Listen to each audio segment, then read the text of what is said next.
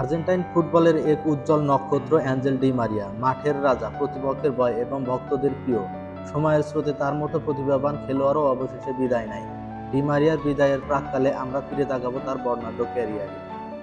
১৯৮৮ সালের ১৪ই ফেব্রুয়ারি আর্জেন্টিনার রোজারিওতে জন্ম ডি মারিয়া।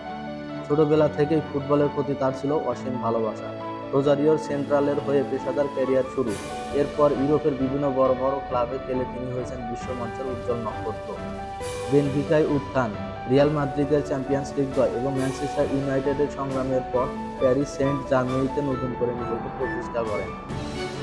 পিএসজির হয়ে ২০১৫ থেকে ২০২২ পর্যন্ত অসাধারণ সাফল্য, প্রচুর গোল এবং অসংখ্য অ্যাসিস্ট। ডি মারিয়ার জন্য সবচেয়ে স্মরণীয় মুহূর্ত কোপা আমেরিকা ২০২১। তার গোলেই দীর্ঘ ২৮ বছরের শিরোপা ঘরা কাটায় আর্জেন্টিনা। জাতীয় দলের হয়ে এই অবদানের কারণেই আর্জেন্টিনার ইতিহাসে তার নাম স্বর্ণাক্ষরে লেখা থাকবে।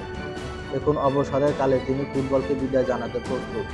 তার অবসর শুধু একটি অধ্যায়ের সমাপ্তি নয়, বরং একটি যুগের শেষ। আমাদের স্মৃতিতে ডি মারিয়া চিরকাল বেঁচে থাকবেন, তার খেলা, তার পারফরমেন্স এবং তার ভালোবাসার জন্য।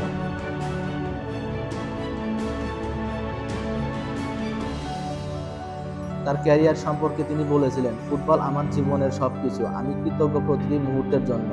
আমার ভক্তদের ধন্যবাদ, যারা সবসময় আমাকে সমর্থন করেছেন।